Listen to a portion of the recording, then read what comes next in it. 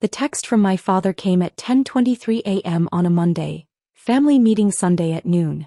Important news about Grandma's estate. Everyone must attend. I was in my office at Sterling Consulting, reviewing a client's portfolio restructuring when my phone buzzed again. This time my sister Melissa. Did you get Dad's text? This is finally happening. We're going to be rich. I stared at both messages, a familiar knot forming in my stomach. My grandmother had passed away 6 months ago at 93. The funeral had been elaborate. Full Catholic Mass, reception at the country club, enough flowers to fill a greenhouse. Dad had handled everything, repeatedly mentioning how expensive it all was. I'd offered to help with costs. He'd waved me off. Don't worry, Natalie. There's plenty of money. Mom was very comfortable. That was February. It was now August, and apparently the estate was finally settled. My office phone rang. Unknown number but local area code. Natalie Chin. Ms. Chin? This is Richard Morrison from Morrison Caldwell and Associates. I'm the trustee executor for the estate of Catherine Chin. Do you have a moment to speak privately? My grandmother's trust attorney. The knot in my stomach tightened. Of course. Let me close my door. I apologize for the delay in contacting you, Richard said. The estate settlement took longer than anticipated due to some complications. I wanted to reach out before your father convenes any family meetings. What complications? Perhaps it's better if we meet in person. Are you available this afternoon? Say 3 p.m. I'll be there. Morrison, Caldwell and Associates occupied the top floor of the Wells building downtown. Old money, old establishment, the kind of law firm that had handled wealthy families' affairs for generations. Richard Morrison was exactly what I expected. Silver hair, bespoke suit, an office that screamed quiet competence. He stood when I entered, shaking my hand with genuine warmth. Miss Chin, thank you for coming on such short notice. He opened a thick folder on his desk. Let me start by saying your grandmother was an extraordinary woman. Sharp as a tack right to the end.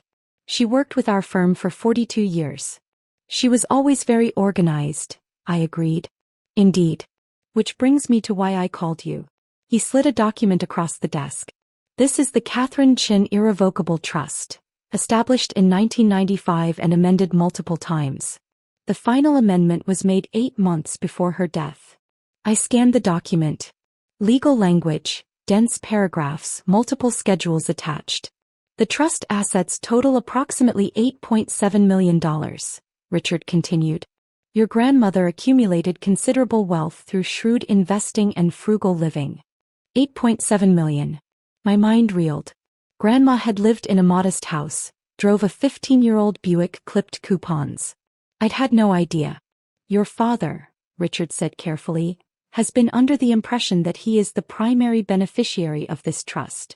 He's been in contact with our office multiple times over the past 6 months, inquiring about distributions, asking about access to funds. And he's not the primary beneficiary. You are. The office seemed to tilt slightly. I'm sorry, what? Richard turned the document to a flagged page. Per the final amendment executed last October, you, Natalie Marie Chin, are designated as the sole primary beneficiary of the trust. 100% of assets transfer to you. I read the words 3 times. They didn't change. Your father, your sister, and your uncle are listed as contingent beneficiaries only. Since you didn't predecease your grandmother, they inherit nothing from the trust itself. Nothing. There are small specific bequests outside the trust. Your father receives your grandmother's car and $25,000. Your sister receives jewelry valued at approximately $8,000. Your uncle receives the house and $25,000. But the liquid assets, the investment accounts, the cash, the portfolio, all of that goes to you. My hands were shaking. Why? Richard pulled out another document, a letter in my grandmother's handwriting. She left this for you. I took the letter with trembling fingers. My dearest Natalie, if you're reading this, I've passed on and Richard has told you about the trust. I imagine you're shocked. Let me explain.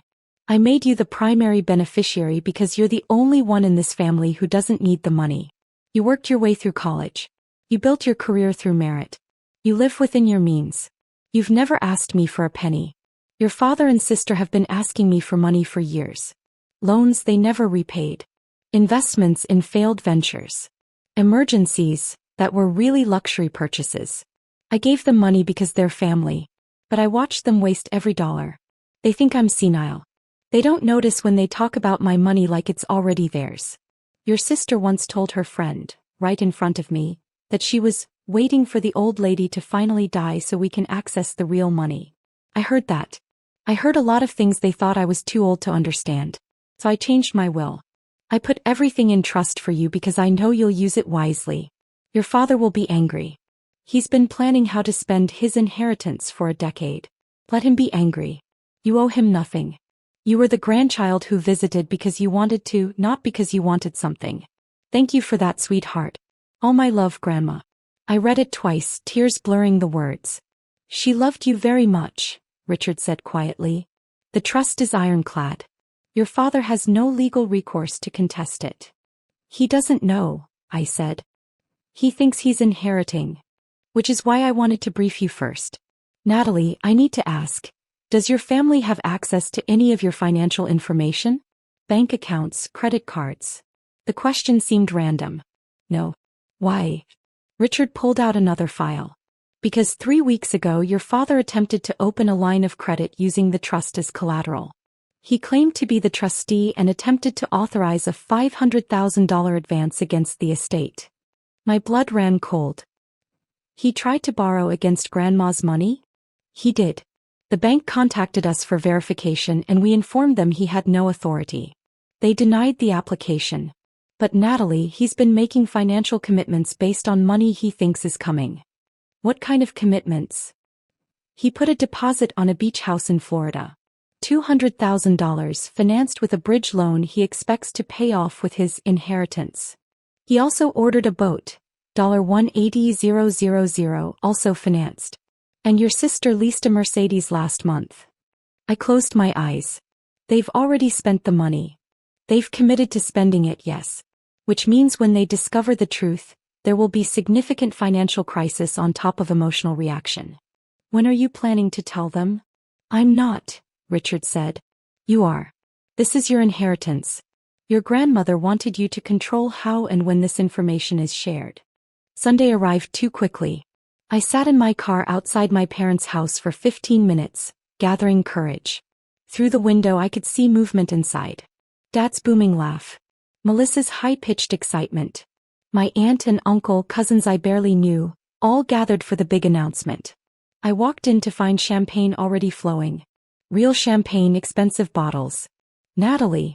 Finally. Dad grabbed me in a hug that smelled of cologne and alcohol.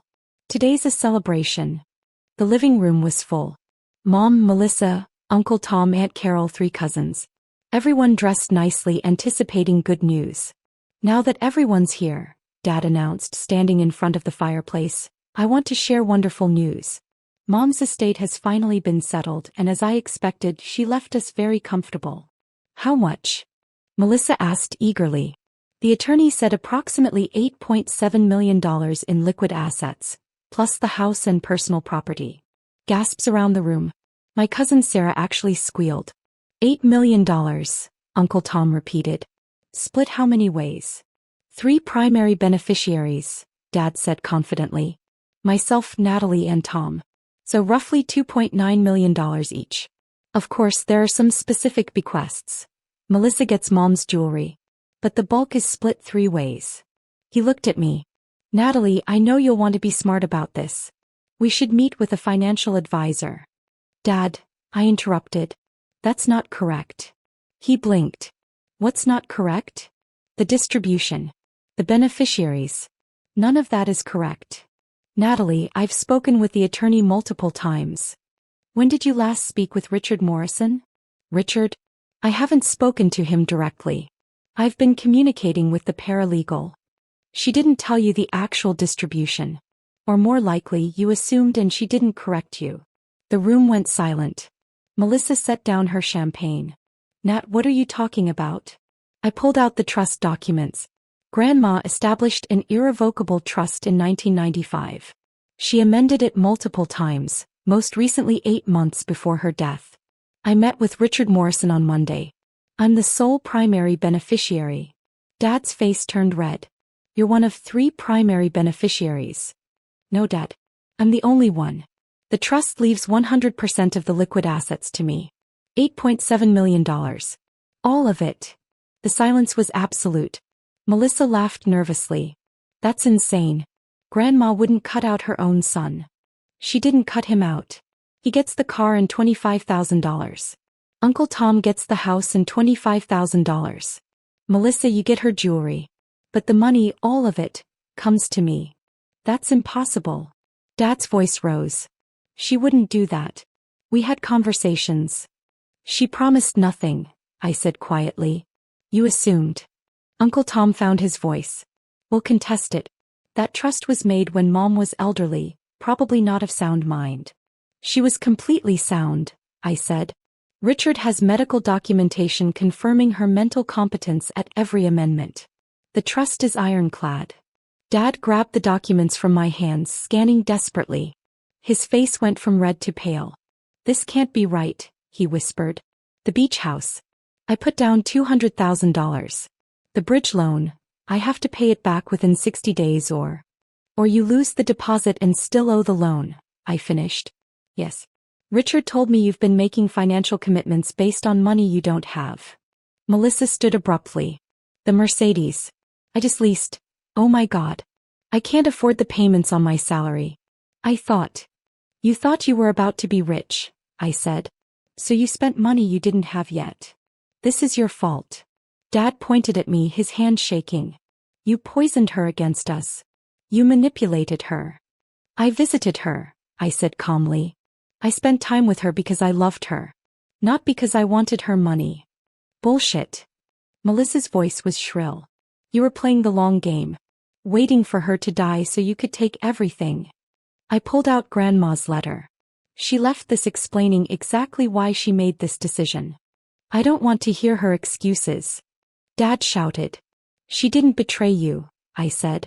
She just stopped enabling you. Uncle Tom stepped forward. Natalie, be reasonable. That's a lot of money for one person. Surely you can share. Share what?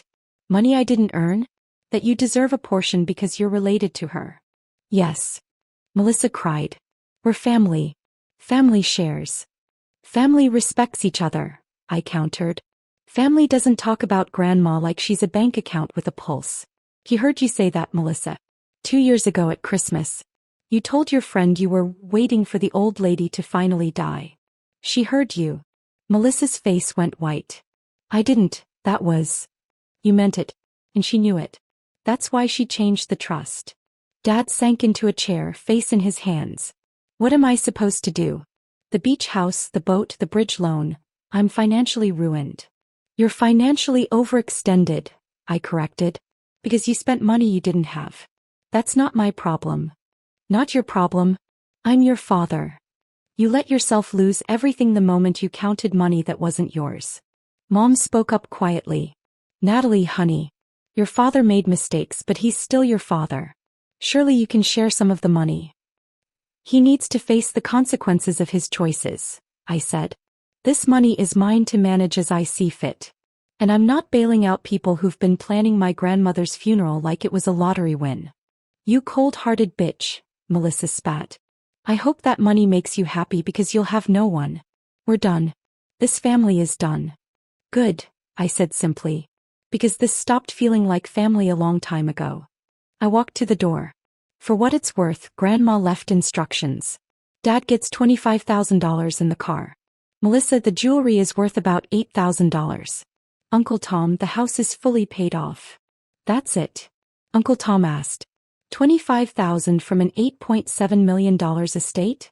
That's what Grandma decided you deserved, I said. I left them there, their champagne going flat, their celebration turned to ashes. 2 weeks later, Dad showed up at my office. Security called up. Miss Chin? There's a Richard Chin in the lobby. He doesn't have an appointment. He says it's an emergency. I sighed. Send him up. Dad looked terrible. Unshaven, rumpled suit, exhausted. Thank you for seeing me, he said. You threatened to make a scene. That's not earning goodwill. I'm desperate. He sank into the chair. The bridge loan is due in 2 weeks. If I can't pay, I lose the deposit and still owe $200,000. The bank is threatening foreclosure. Your mother and I could be homeless. You own your house outright. How are they foreclosing? His face flushed.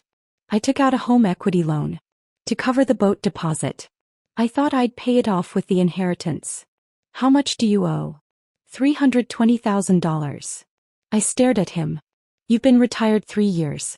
You have no income except Social Security. How did any bank approve that? I may have exaggerated our financial situation. You committed fraud. Please. Tears welled in his eyes. I'm begging you. Just enough to cover the loans. I'll pay you back. I'll sell the house, whatever you want. I thought about Grandma's letter. About her watching them treat her like a bank account for years. No, I said. No. I'm not giving you money to bail you out. Grandma left you $25,000. Use that.